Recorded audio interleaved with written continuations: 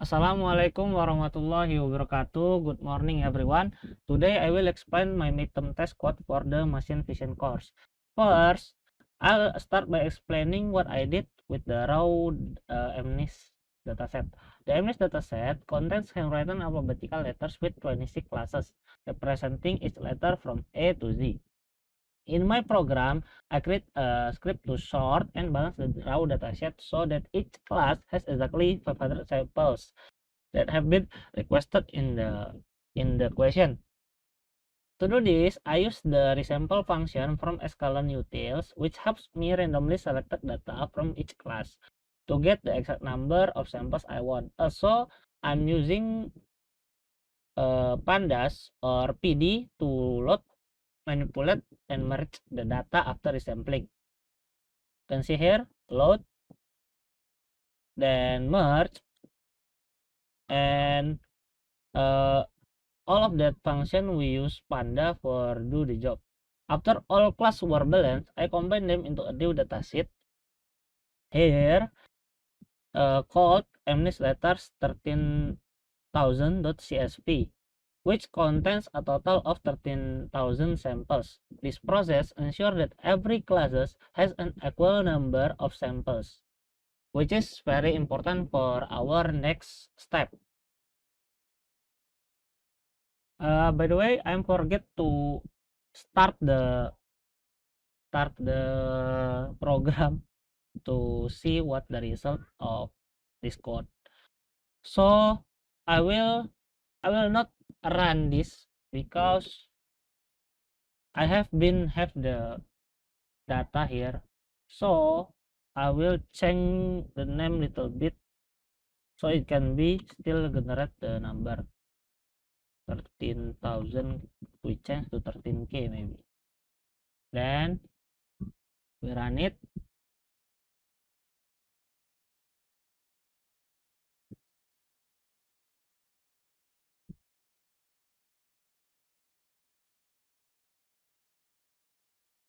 See, this is the first of containment.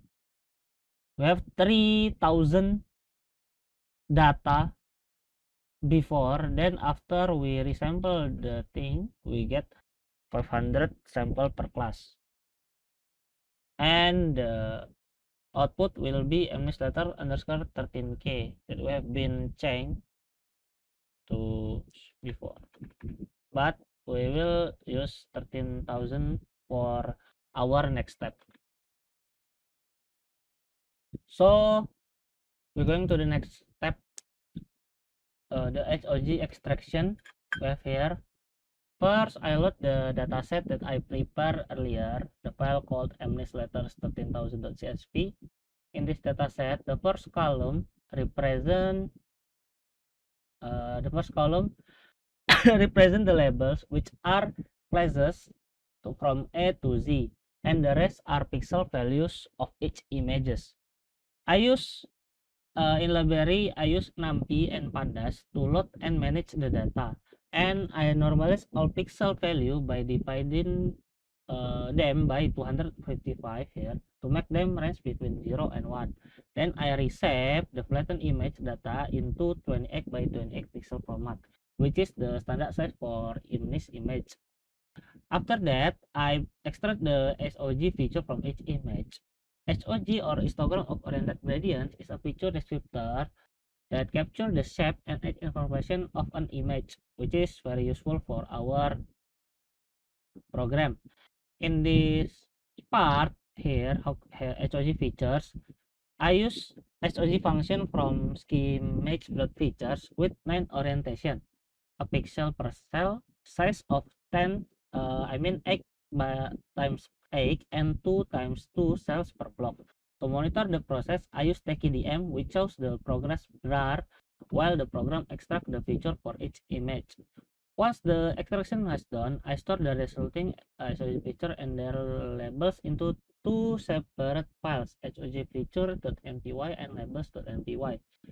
These files will be used later for training and exploiting data with SVM and LOCP. If we run the thing here,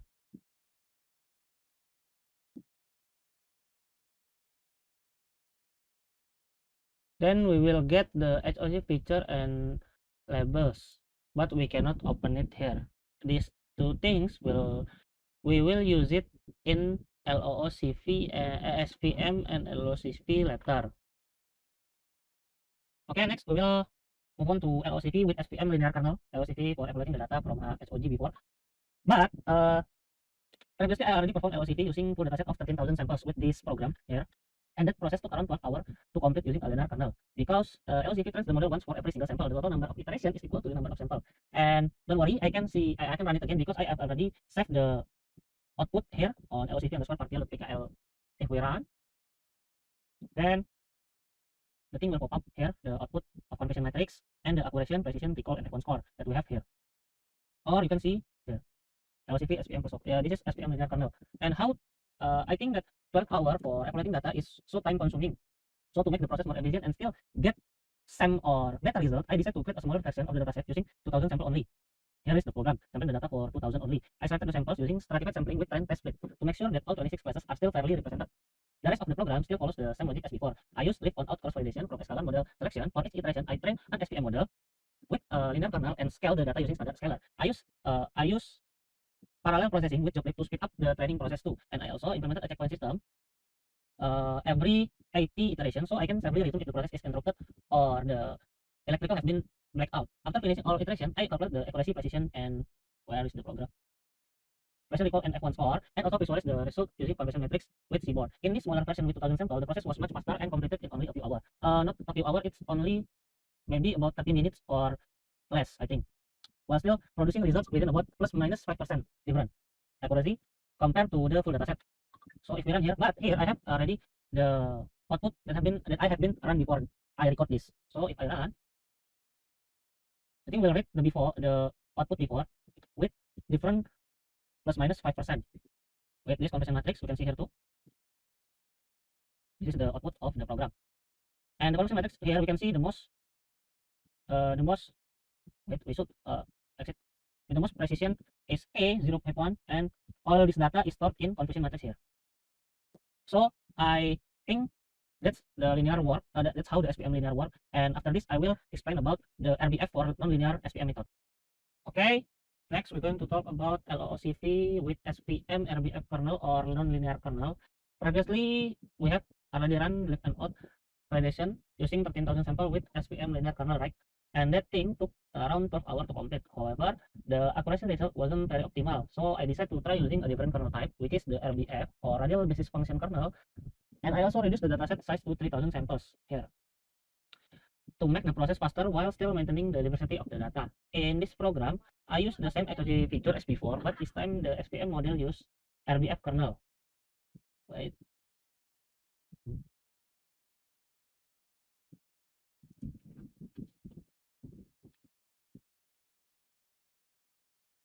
Here, I'm using RBF kernel with C 1.0 and gamma is scaled. Combined with standardization using standard scalar. The training process is still performed using lift on out cross validation, meaning every single sample become a test point once, while all the others are used for training. To handle this long process activity, I still use the checkpoint saving every few iterations, so if the program stops, it can continue from where it left off. And I already run it before and get the save file. And if we run, we will get the output.